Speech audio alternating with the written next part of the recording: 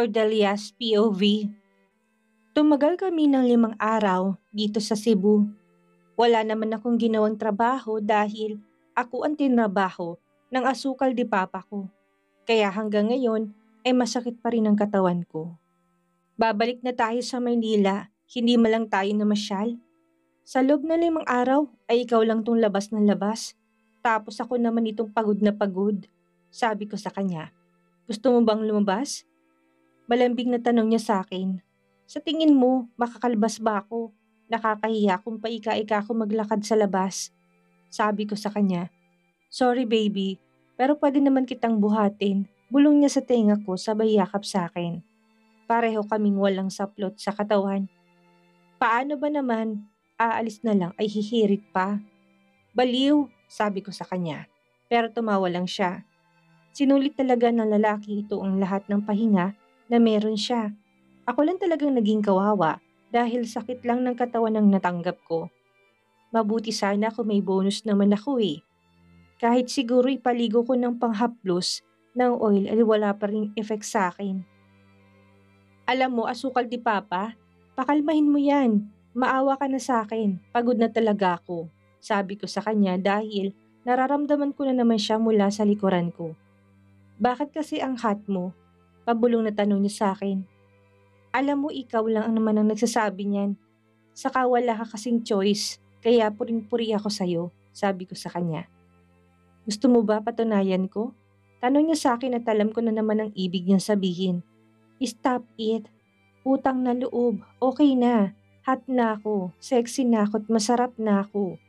Sabi ko sa kanya habang puring-puri kong sarili ko. Narinig ko naman siyang tumawa.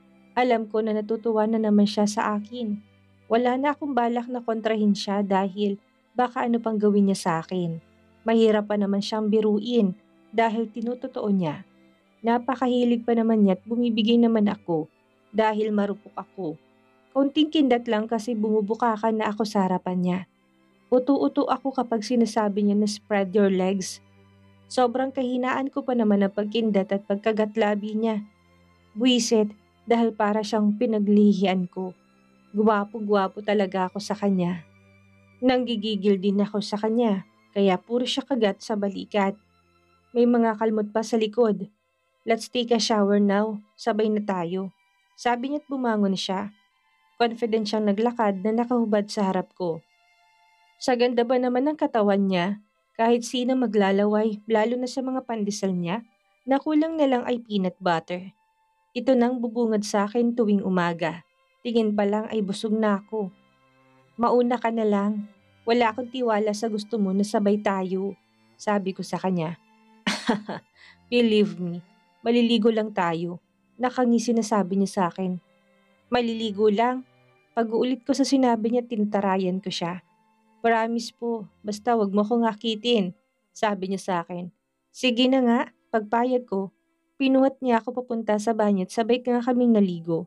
And true to his words, ay naligo lang talaga kaming dalawa. Kumain na muna kami bago kami pumunta sa rooftop ng hotel dahil sasakay kami sa private jet nila.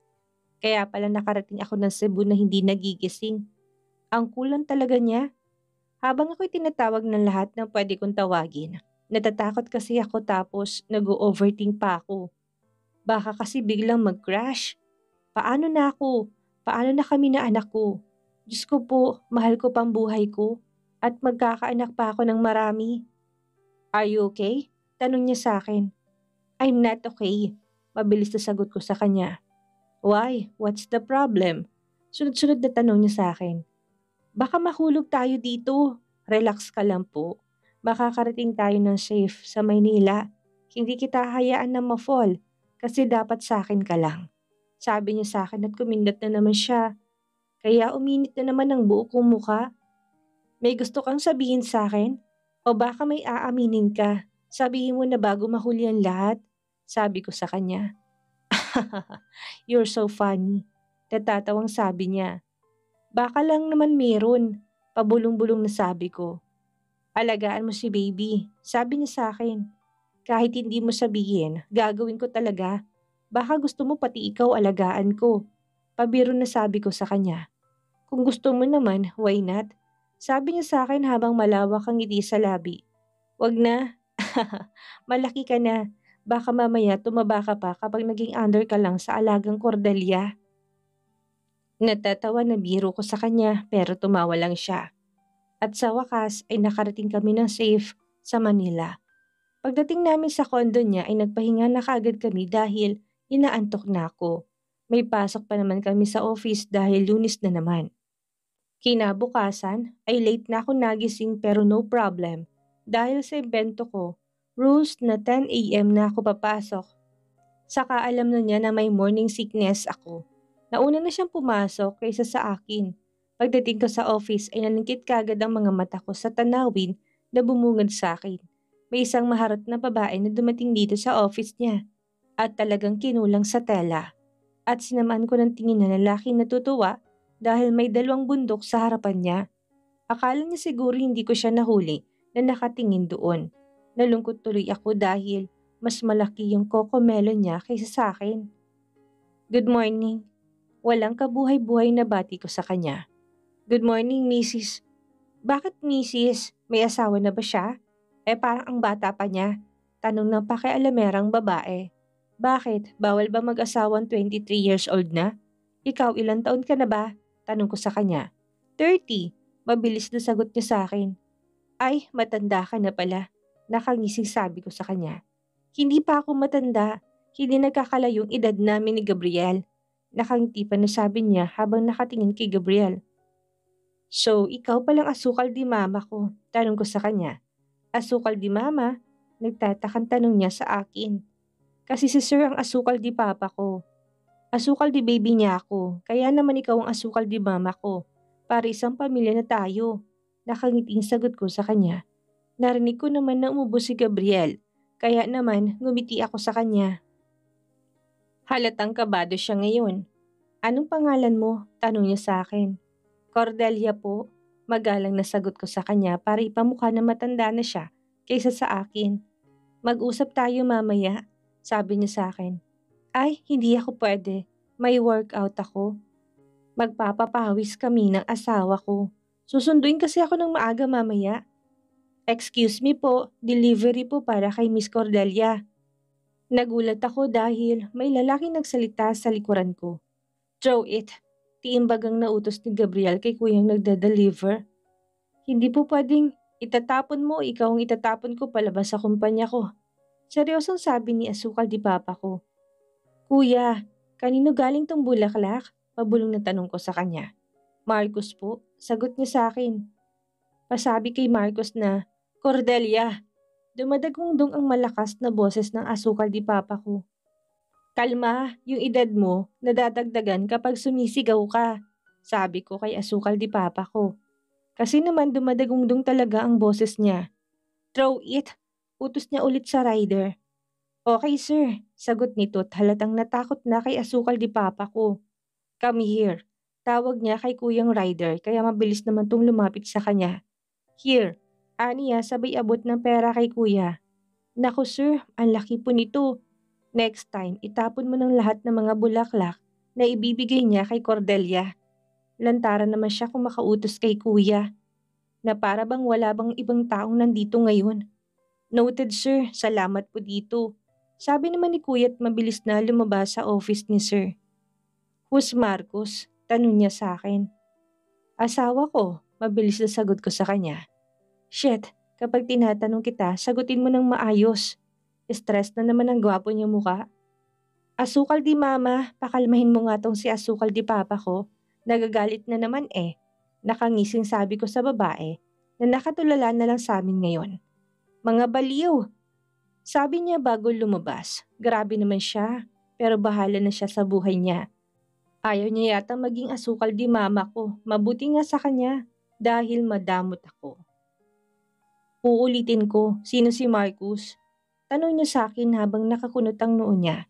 Ex ko naman loloko, ang dahilan kaya ako nagpakalasing noon at kaya rin kita nakilala.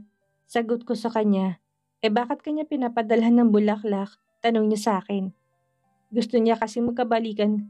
Gusto mo pa ba siyang balikan? Tanong niya sa akin. Payag ka ba? Pabiro na tanong ko sa kanya. Gusto mo ba? Mahal mo pa rin ba? Sunod-sunod na tanong niya sa akin. Ano sa tingin mo? Nakangisi na tanong ko sa kanya. Shit, narinig ko siyang nagmura kaya napangiti na lang ako. Wala na akong balak na balikan siya. Sira ulo yun. Pinadukot pa ako noon tinanggal mo ko sa Ano sabi mo? Dinukot ka? Tiimbagang na tanong niya sa akin. Oo, akala ko nga kung sino nagpadukot sa akin. Akala ko nga ikaw eh. Siya pala. Sagot ko sa kanya. What is last name?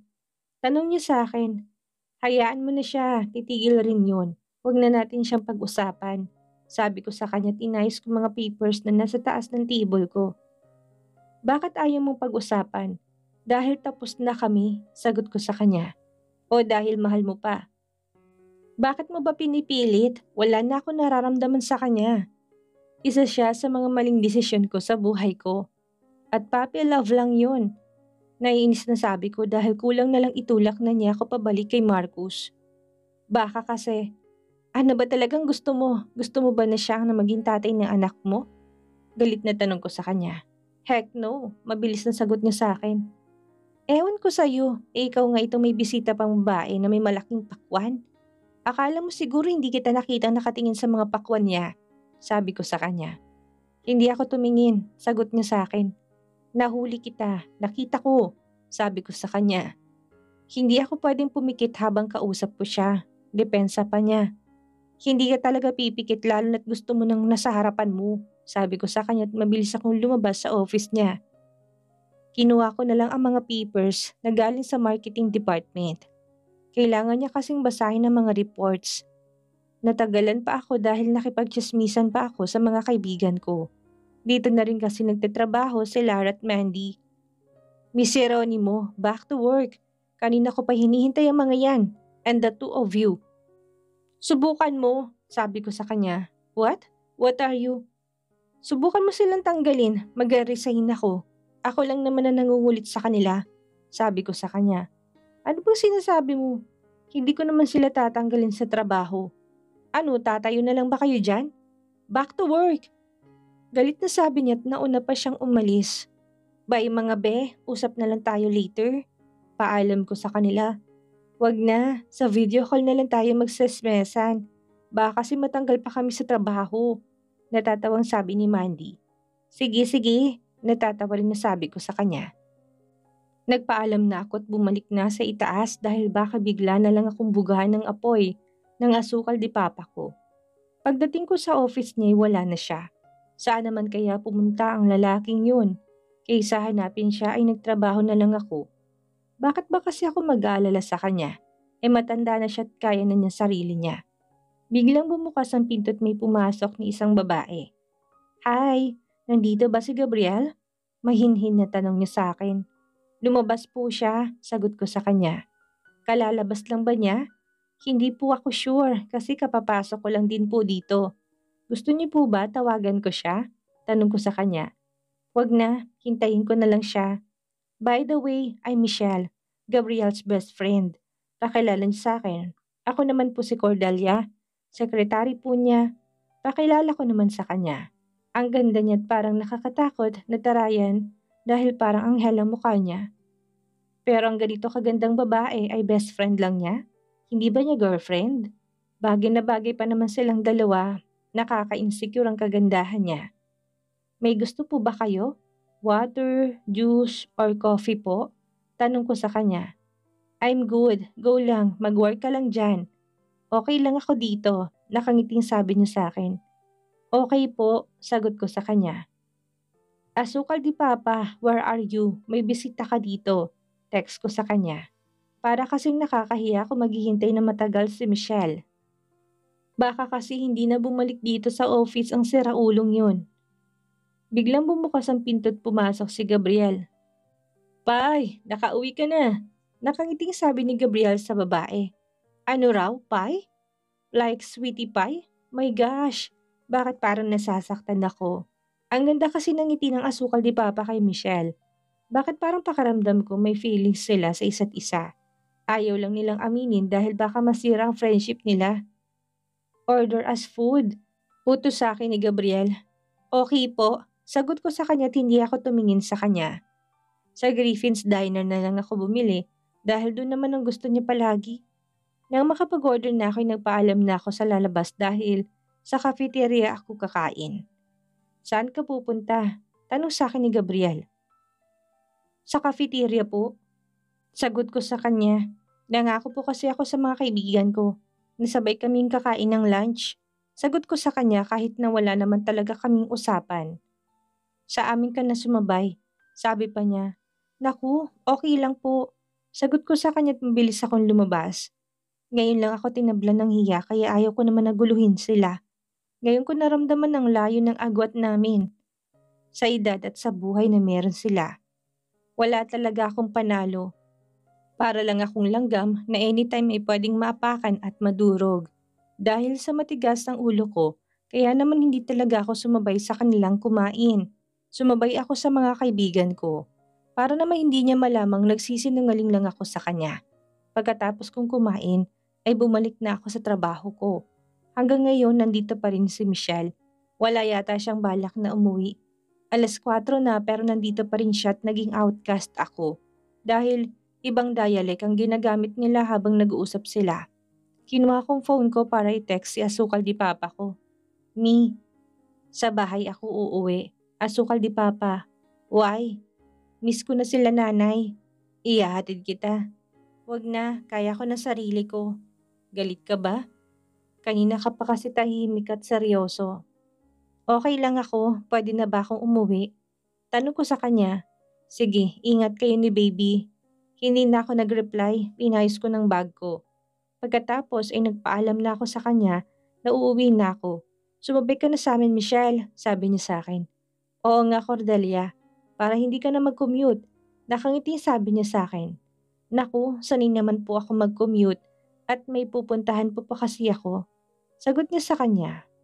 Pero nakita ko kung paano kumunot ang noo ni Gabriel. Ganun ba? Sige, ingat ka. Sabi niya sa akin. Sige po, kayo rin po. Nakangiti na sabi ko bago ako lumabas. Hindi ko sinulyapan si Asukal di Papa ko. Paglabas ko sa building ay nag-abang ako ng masasakyan. Pumara ako ng jeep pa uwi sa bahay namin. Sa loob ng 1 linggo ay ngayon lang ulit ako makakauwi sa bahay. Masasabi ko na sobrang na-miss kong mga magulang ko. Anak, kamusta ka doon sa bago mong nilipatan? Komportable ka ba doon? Tanong sa akin ni inay. Opo, komportable po ako. Ang ganda po ng condo unit na pinapatiran sa akin ng boss ko. Sa susunod po idadalhin ko kayo doon, sabi ko sa kanya. Huwag na anak, masaya na ako na malamang maayos ang kalagayan mo doon. Salamat pala sa mga pasalubong na dala niyo sa amin. Nagulat ako dahil may mga dumating na package kagabi at galing daw sa boss mo at sayo. Nakakangiti na sabi sa akin ni nanay. Nagustuhan niyo po ba? Tanong ko na lang para hindi niya mahalata na hindi ko talaga alam ang tungkol doon. Oo naman. Naku, nag-agawan na naman ang mga kapatid mo. Sagot sa akin ni inay. Dito ka ba maghahaponan anak? Tanong niya sa akin. Opo, dito rin po ako matutulog. Sagot ko sa kanya. Sige anak, may gusto ka bang ulam? Tanong niya sa akin. Kinamatisang manok na lang po. Sagot ko sa kanya. Sige, mamamalengke na muna ako. Ako na lang po. May gusto rin po kasi akong bilihin sa palengke, sabi ko sa kanya. Sigurado ka ba anak? Hindi ka pa ba pagod? Tanong niya sa akin. Hindi po. Wala pa akong gaanong ginawa sa office. Okay lang po ako, sagot ko sa kanya. Sige, ikaw ang bahala, sabi sa akin ni inay. Nagpalit na muna ako ng maluwag kong damit bago ako lumabas sa bahay para pumunta sa palengke. Naglakad lang ako dahil walking distance lang naman. Bumili na muna ako ng mga kailangang sangkap. Pagkatapos, pumunta ako sa nagbebenta ng palabok. Kumain na muna ako bago umuwi. Naglakad lang din ako pa uwi. Bumili ako ng buko juice at ininom ko to habang nasa daan ako. Pero malapit na sana ako sa bahay nang biglang may humarang sa daanan ko. Marcus? Kunot noon na tanong ko. Cordelia, hayaan mo ko ligawan ka. Hayaan mo kung formal na magpaalam sa mga magulang mo. I'm serious, Cordelia. Sabi niya sa akin, Marcus, humanap ka na lang ng iba. Hindi ako para sa'yo, sabi ko sa kanya. Please, Cordelia, bigyan mo naman ako ng chance. Ma, what's going on here? Nagulat ako dahil biglang dumating si Gabriel. Nag-uusap lang kami. Si Marcos ang sumagot. And who are you? Marcos, ex ni Cordelia. And you? Boss ko siya. Ako na sumagot kay Marcos. I see. Saad ni Marcos. Marcos, umuwi ka na. Kailangan ko nang pumasok sa loob, sabi ko sa kanya. No, let's talk. Sabi niya sa akin na tinawakan niyang kaliwa kong kamay. Wala na tayong dapat ng pag-usapan pa. Narinig mo naman siguro sinabi niya. Umalis ka na. Pagtataboy sa kanya ni Gabriel. Huwag ka mangyalam dito. Boss ka lang naman niya. Nainis na sabi ni Marco sa boss ko. Ano naman ngayon kung boss niya lang ako? Mahirap bang intindihin na sinasabi niya na umalis ka na? Seryoso na ngayon si Gabriel. Sir, pasok na po muna kayo sa loob. Mag-uusap lang kami saglit. No, mabilis na sabi niya tinilan niya ako. Mag-uusap lang kami, hindi naman ito magtatagal. Sabi ko sa kanya para matapos na't hindi na mangulit si Marcos. No, pagmamatigas niya sa akin. Next time na lang tayong mag-usap Marcos, sabi ko sa kanya. Okay, sabi ni Marcos at mabilis na umalis. Are you serious? Makikipag-usap ka pa sa kanya sa susunod? Kitang-kita kong inis sa mukha niya. Wala namang masama kung mag-usap kami, sagot ko sa kanya. Meron. Inisip mo man lang ba ako? Ang nararamdaman ko? Tanong niya sa akin kaya naman nalito ako. Ano bang sinasabi mo? Naguguluhan na tanong ko sa kanya. Never mind. Sagot niya at pumasok na siya sa loob ng bahay namin. Napabuntong hininga na lang ako. Nagtataka ako kung bakit ba siya nandito at kung ano bang ginagawa niya dito ngayon. Hindi ba siya sinamahan ni Michelle? Pumasok na ako sa loob ng bahay. Kagad naman nagluto si nanay. Habang ang boss ko'y nakaupo sa luma naming sofa at nanonood ng basketball kasama si tatay. Ako naman ay pumasok na lang sa loob ng silid ko. Humiga ako sa papag ko dahil bigla ako nakaramdam ng antok. Baby, wake up! Marinig ko nagising sa akin ni Gabriel. Nagpanggap ako na tulog dahil ayaw ko siyang kausap. Ewan ko ba, pero bigla akong nawalan ng gana na kulitin siya. Parang gusto ko na maging seryoso lalo na ngayon. Naramdam kong hindi na kami magiging katulad ng mga nakaraang araw. Kinakain ako ng insecurities ko sa katawan ko na para bang gusto ko na lang lumubog o maglaho kapag nasa harapan ko si Michelle. Alam ko na hindi siya basta kaibigan lang ni Gabriel. Nahuli ko si Gabriel kanina na nakatitig sa babaeng yon at nasaktan ako. Nalungkot din ako dahil never pa yata akong tinitigan ni Gabriel nang ganoon. Baby, wake up. Kakain na tayo. Bulong niya sa tenga ko. Sige, mauna ka na doon, sabi ko sa kanya. Okay. Aniya, tinalikan niya ako sa labi. Kung noon ay kinikilig ako kapag inahalikan niya ako, pero ngayon ay parang bigla na lang nawala ang kilig ko. Narinig ko na papalayo niyang yabag kaya naman dumilat na ako. Bumangon na ako at sumunod ako sa kanya. Kumain na tayo anak, nakangiti sabing sa akin ni inay. Salamat po sa pagkain, nakangiting sabi ko sa kanya at nagsimula na kaming kumain. Sir, kumakain ka po ba ng ganito? Tanong ni tatay sa kanya.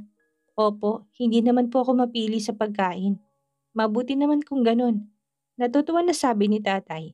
Anak, aalis pala kami ni tatay mo. Kailangan namin puntahan ng tiyo mo sa ospital. Nadisgrasya sa motorsiklo. Okay ka lang ba na mag-isa dito? Tanong sa akin ni inay. Oo naman po, sanay naman po ako mag-isa inay. Hindi na po ako bata para matakot, sagot ko sa kanya. Kung papayag po kayo, sasamahan ko na lang po si Cordelia dito. Biglang tanong ni Gabriel sa mga magulang ko. Huwag na po, malamok dito at hindi ka magiging komportable, sabi ko sa kanya. Tama si Cordelia sir, malamok po dito at baka mahirapan lang po kayo makatulog, sabi pa ni nanay. Don't worry po, dahil okay lang po ako dito. Sasamahan ko po si Cordelia kapag po hindi pa rin kayo pumayag at isasama ko na lang siya pabalik sa kondo. Ang lakas ng loob niya para sabihin yun sa parents ko. Ikaw ang bahala sir. May tiwala naman ako na hindi mo pababayaan ang anak namin. Sabi pa ni tatay, hindi ko alam kung ano bang pinakain niya sa pamilya ko. Pero humanda siya sa akin mamaya. Dahil patatalsikin ko siya palabas ng bahay namin. Hindi ako papayag na makasama siya dito, lalo na ngayon na nawalan na ako ng gana na bumalik sa kondo niya.